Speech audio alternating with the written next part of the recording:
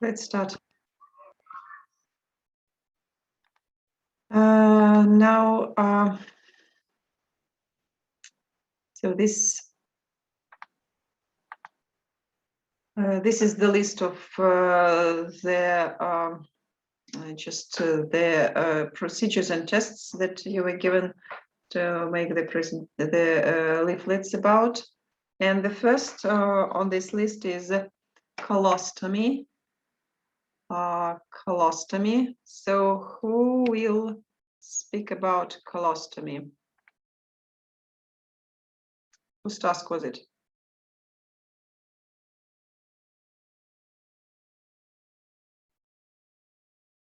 Priyesh, are you here? No, ma'am, this is not our task. Priyesh and me do the ECPR.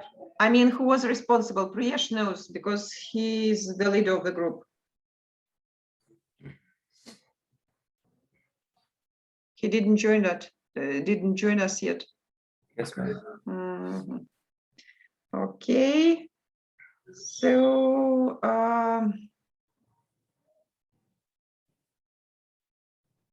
the next was the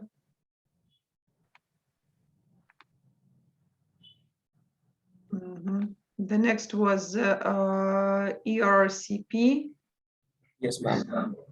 Who? Ma'am, this was our task, Priyesh and Mohammed Shoaib. Okay.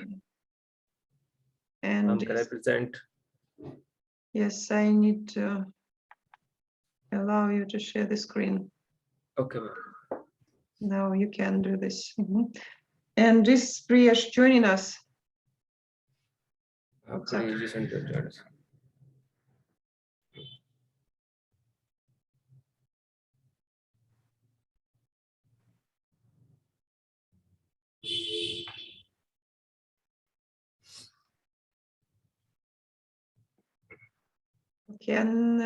we listen to another group of students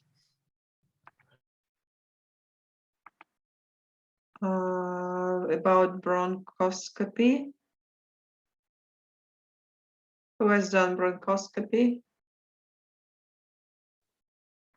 I mean, it was mine and Ramnivas. Okay, so then, who says it? What's your name?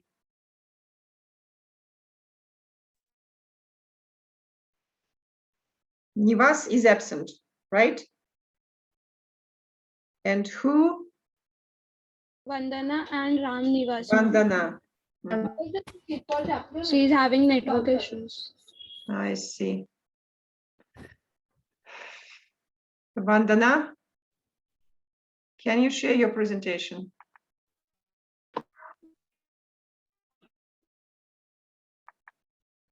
Vandana. Also a problem. Ma'am, can me and Misha start? Which both have done blood test. procedure is it? Blood test. Blood test. Start, please, girls.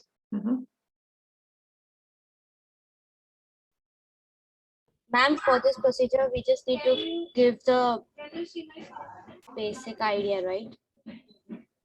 What do I need to exactly talk about in this presentation to you? The procedure itself, right? Hello.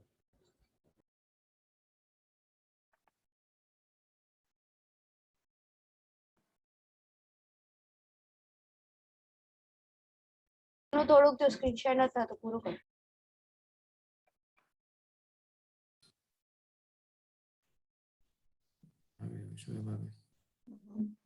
Now it's visible. Yes, ma'am.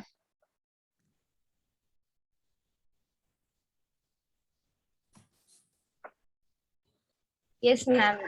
Good morning. Me and Misha, I'm Apeksha Ghanshyam and my sister Misha Ghanshyam will be presenting a leaflet on the topic blood test. If we talk about what blood test is, then blood test is a procedure which helps the doctors to understand what exactly. First slide, Misha. First and second, yes. Yeah. Blood test is a procedure which helps the doctors to understand what exactly is the composition present in the blood. It can show various components of the blood like the RBCs, the WBCs, the platelets, how its a number varies, and it's not necessary that blood test means it should be taken from the arm. There are many other blood tests related to sugar level. For example, the patients who have a high sugar level issues can also do blood tests from their fingers. So in this procedure, second slide, Karmisha. Stuck Taru. Just a minute, ma'am. A bit of network issues. Yeah, first and second, yes. For this procedure, what do a patient expects? What do a patient needs to prepare before this procedure? A patient is generally given a leaflet right before the procedure, not right before, but prior to the procedure to be taken, which is given by a doctor or any other prescribed nurse or assistant present there. This procedure includes the precautions that the patient should take before the procedure is to be done, which includes what the food should be taken. That is the drinking of water or any other liquids or cold drinks should be avoided. Anything like 8 to 12 hours prior the test, and at least 3 hours before the eating should completely stop, and the patient is advised to eat less fatty or oily food and avoid alcohol consumption to 1 to 2 days prior the test. Then because of the enzyme differences in the body and the homeostasis procedure in the body which takes place, it is generally what we say advise the patients to do this blood test procedure in the early morning, but it depends what the doctor has also told. That also matters. Then the next which the patient needs to take care is that he or she should avoid the physical activities that are any other stress causing works to be done before the test. This can lead to differences in the hormones or maybe other consumption components of the body, of the blood. Then the next, which is that the patient is told to avoid smoking before an hour. This can also lead to increase in carbon monoxide and carbon dioxide composition in the blood. Then the patient is asked to be to let the doctor or maybe the nurse know whether he or she has any allergies to the stickers or the plaster which can be used while after the needle is being inserted and then the cotton is or the plaster is being applied. If he or she has any allergic issues with that, then he or she should tell it to the doctor or the nurse.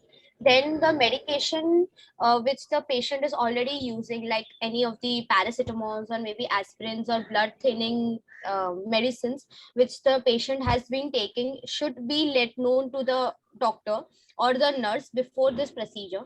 And the last is that blood test is not recommended right after the therapies like physiotherapy or maybe any other therapies. This lead to the drastic changes in the blood composition. Then the second I would like to talk about is what a patient expects while he or she is being performing the procedure. In this leaflet, generally the procedure is being described like word to word, like the blood is being taken from the arm. For that reason, he or she should keep it at the arm in a comfortable position, and if he or she is afraid of the needle, then he or she should tell it to the doctor or the nurse and try to avoid looking at the needle or maybe the blood. Many people have phobia from the blood. Then if the what we say needle is being properly placed into the vein or not, this is the basic procedure is being given in this part of the leaflet. And this is a generally very short procedure, like it takes only hardly 2 to 3 minutes to complete this procedure. Then for the next slide, that is what can I expect after the blood test procedure is completed, is for the patient to know how how he or she should cope up after the procedure is being done. Generally, the patient is not so much, this is not a complicated procedure, so it's not so much difficult or any other precautions to be taken after the procedure is completed. But if he or she is having any pain or maybe prickle sensations, then he should tell it to the doctor or maybe the nurse. This is the three part. Next two slides, my sister will tell me. Yes, ma'am. When we talk about the blood test, now the main concern about the patients that they have is whether the blood test is reliable or not. The blood test mainly helps us to check and diagnose different types of diseases or any malfunction that is going on in our body.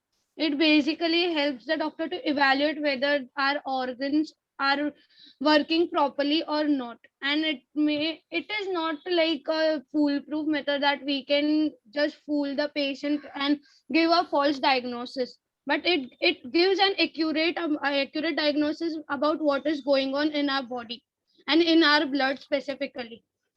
So and a blood test is reliable because it can be done in a average particular average time, that is, in if it is done in today, then it can be done after a week again, to just diagnose whether the diagnosis is correct or not, to recheck it.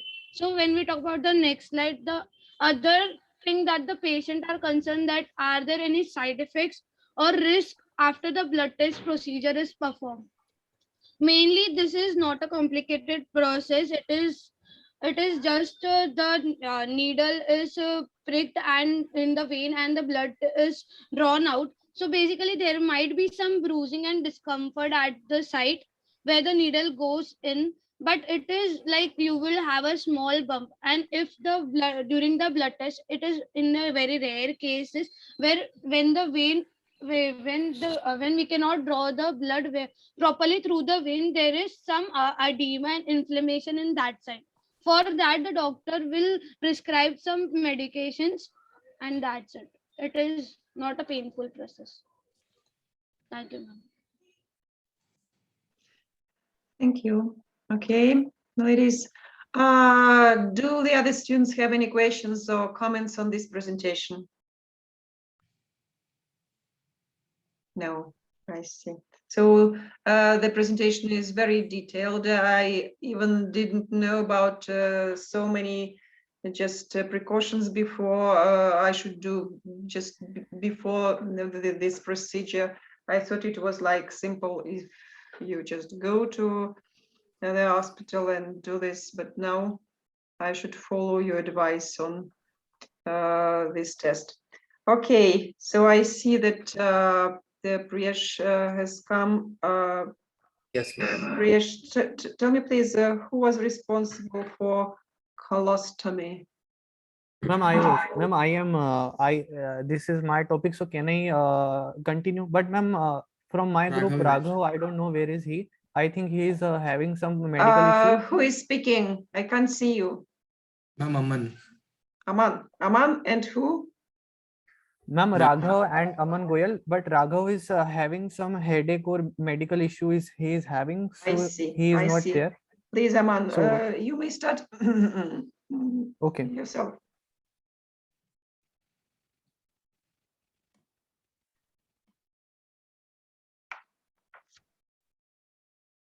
My name is Aman Goyal and Raghav has made this PPT.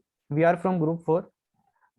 We have the topic colostomy. A colostomy is a surgical procedure that brings one end of the large intestine out through the abdominal wall, and it's a protrusion. It's like a big ulcer, you can say. And during this procedure, one end of the colon is diverted through an incision in the abdominal wall to create a stoma. It is only done by the specialized surgeons for the gastrointestinal tract. And a colostomy is a surgical procedure that brings one end of the large intestine out through the abdominal wall. And as we can see in this diagram, there is a stoma and there is the colostomy bag through which we can just have it. We can identify the measurement and the location of that colostomy, like of that stoma. And what are the uses of colostomy? There are many reasons for this procedure. Some reasons are like a part of the colon is being removed. Example, due to the colon cancer requiring a total mesorectal excision, or diverticulitis, or injury, or any etc., or any other reasons, so that it could no longer possible for the fecus to exit via the anus, as it could be a barrier for that. And a part of the colon has been operated upon and needs to be rested until it is healed. In this case, the colostomy is often temporary and is used as the reverse as later that, as it is not like permanent precautionary thing. It is a surgical process which could be done, and after the bed rest, the patient can do his normal daily activities without any problem. And fecal incontinence is also a possible symptom which is needed for the treatment, and that could be a symptom for this stoma. And types of colostomy, there are 3 types of colostomy. First is the loop colostomy, second is the end colostomy, third is the double barrier colostomy.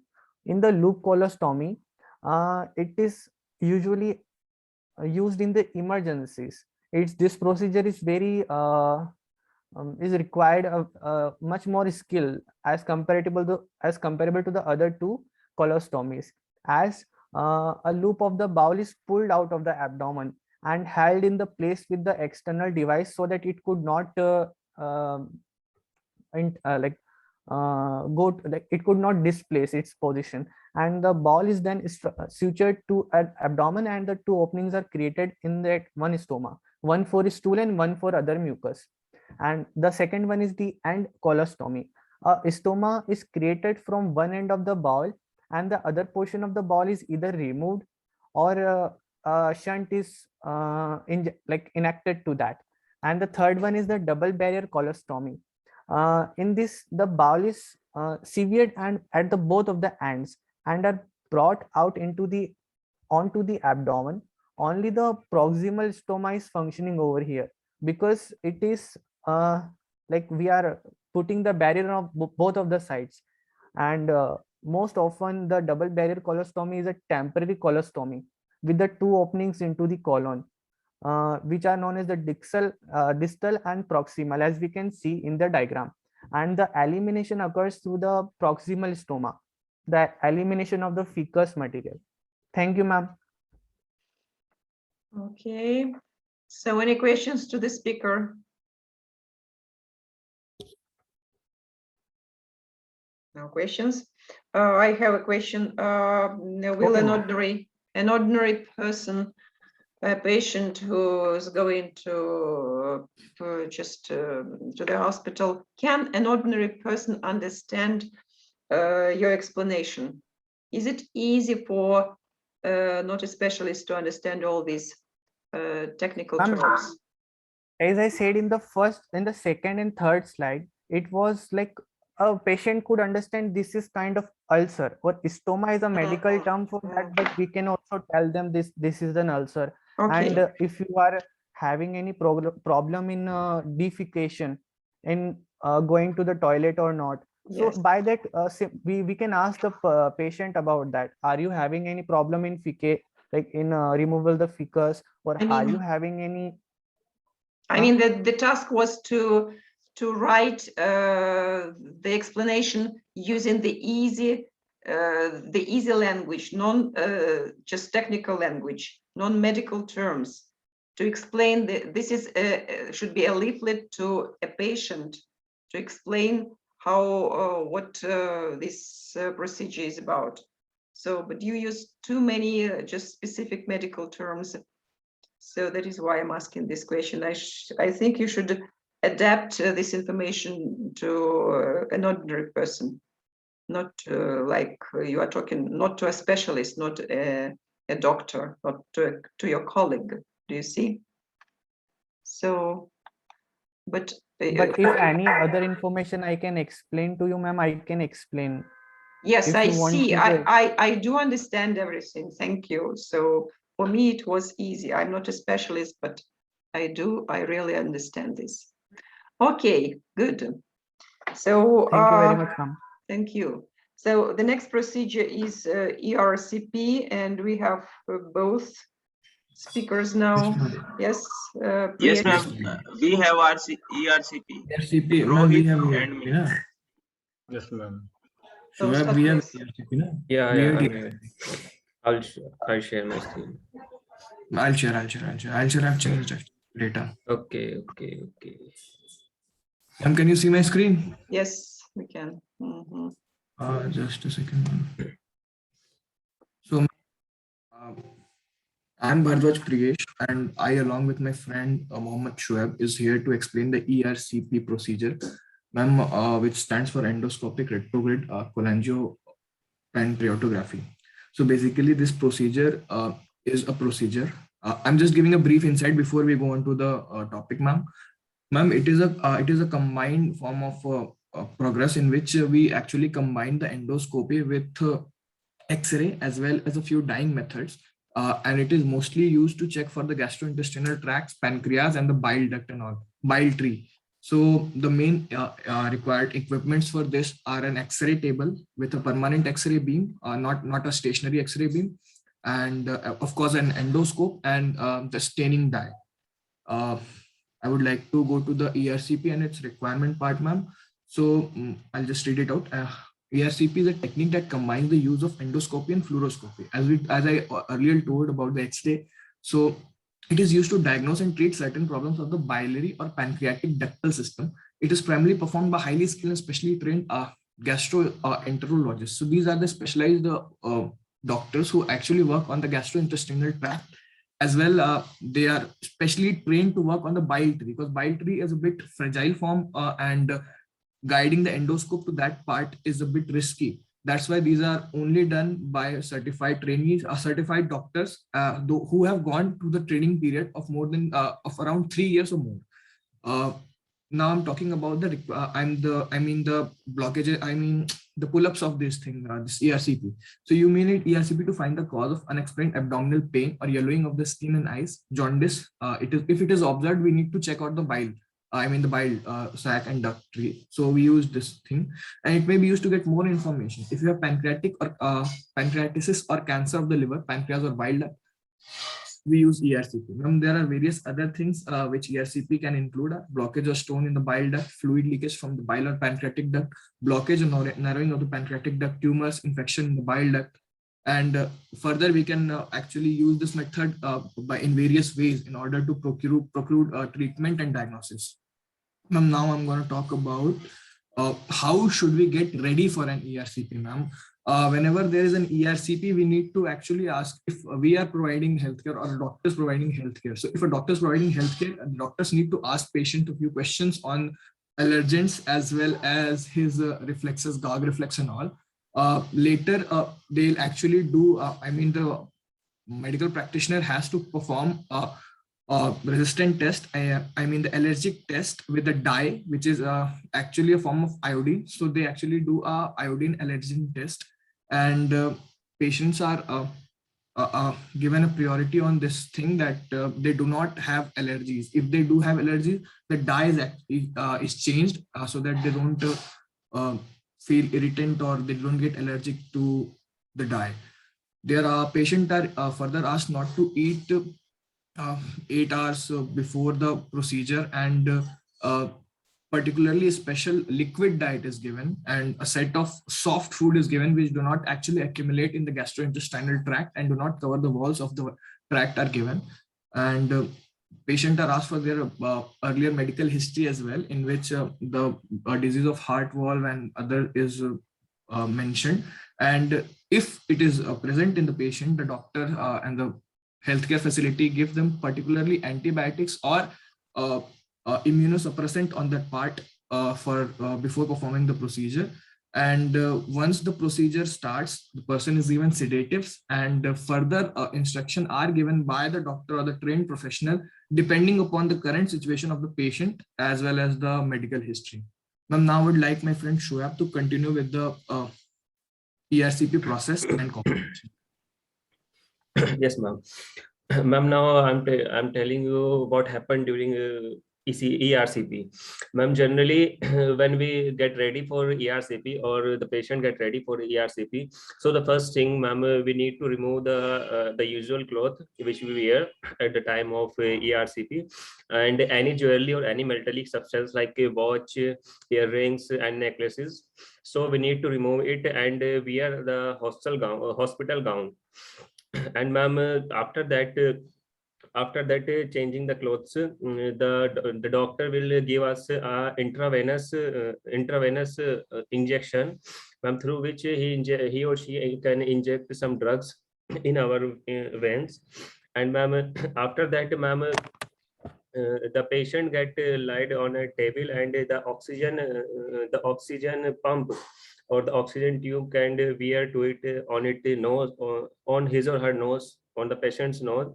And ma'am, the after that the patient's the sitting position, the sitting yeah ma'am, the position of that patient on the X-ray table, ma'am, he or she may lay down on the left side or sometime on the belly, depending on the condition of patient. And ma'am, after that, ma'am, some medications is spread to that patient into the patient's mouth. And ma'am, after that, the main procedure will start, and ma'am, the doctor will put a mouth guard to that patient, so that ma'am, he or she can not bite that endoscope. The endoscope, ma'am, like endoscope is the main instrument for that procedure. And ma'am, after that, ma'am, the doctor will pass a tube which containing the endoscope at the end of that tube in the starting position. And ma'am, this will pass through that our mouth. This endoscope will pass through our mouth and goes to that biliary tree. And ma'am, if we talk about the biliary tree, it is a set of some organs like bile duct, our liver, our gallbladder. So ma'am, that endoscope goes to that biliary tree and take some photographs, or we can, ma'am, through the X-rays, or ma'am, taking some images on the X-ray through X-ray machine. And ma'am, after that, ma'am, the doctor can change our position. So if he or she can need any other images, to take in other images of our internal organs.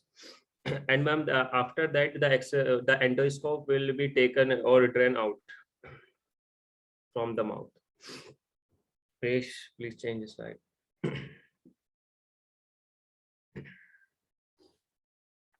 Yeah, ma'am. Ma'am, after that, the doctor need to explain the complication after that ERCP technique. Ma'am, the first thing after ERCP technique, the main complication is, ma'am, inflammation. The inflammation of pancreas, the inflammation of gallbladder, and the bile duct, etc. Ma'am, generally the inflammation of all the biliary tree organs.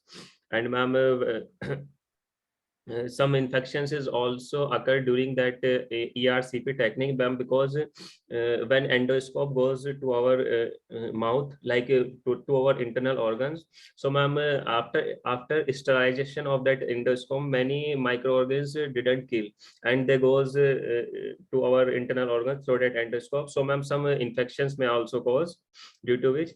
And ma'am, endoscope sometimes, ma'am, damage the internal organs like pancreas or our bile duct. So ma'am, it may cause bleeding. It may cause bleeding sometimes. And ma'am, yeah, please move to the next slide. And ma'am, these are the things what happen after ERCP.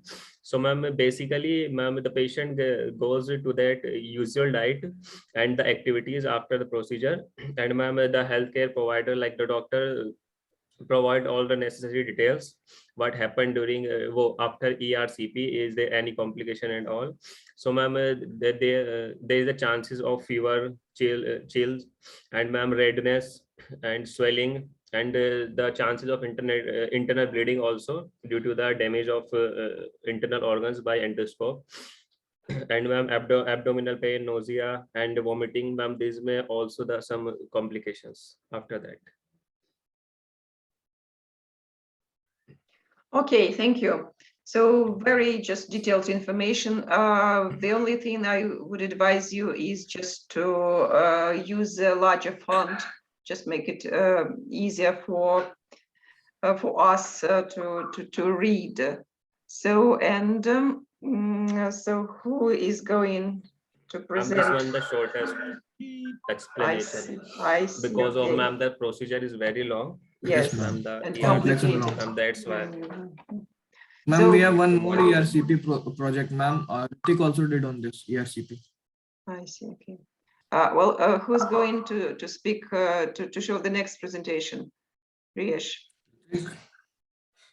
Ritik, ERCP presentation. You have ERCP presentation. No? You can No. present it to me. Other, Yes, ma'am. other Due to procedures. misunderstanding between me and Priyesh, Priyesh said we are taking blood test, and I Misha and didn't say. Apeksha I didn't already say. I taken didn't that. say. I didn't So say Why? about it. I was told.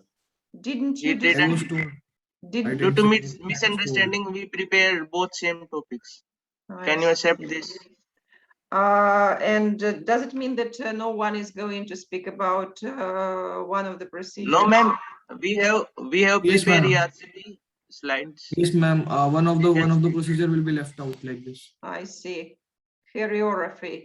So is anyone going to speak about this? No. Chemotherapy.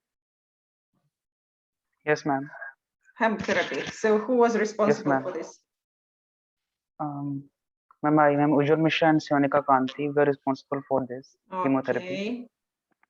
Okay. Ma'am, So- actually, ma'am, Sionika has ma'am throat issue, so she was not able to talk. Okay, I'm so the only one. can you Ma'am, present? my throat is very bad. I see. So Ujjwal, please start speaking. Thank you, ma'am. Ma'am, can you see my screen? Yes. Okay, ma'am, we have a topic for the hemotherapy. And first, I'll start with the what is hemotherapy actually. Hemotherapy refers to the treatment of diseases using the blood and the blood product. It is a practice in specific clinical condition in the field of cardiology and cardiac surgery to manage the bleeding with mechanical assist devices. It was a way by which a person can treat by the relative blood or matching blood for their treatment. In that they use various type of methods such as the blood transfusion, the packaged red blood cell transfusion, autohemotherapy, and fresh frozen plasma transfusion. These four are some of the types of hemotherapy method. And next are for the transfusion for the hemotherapy. And the transfusion represents the process of transferring blood product into one circulation intravenously. In that way, by the intravenous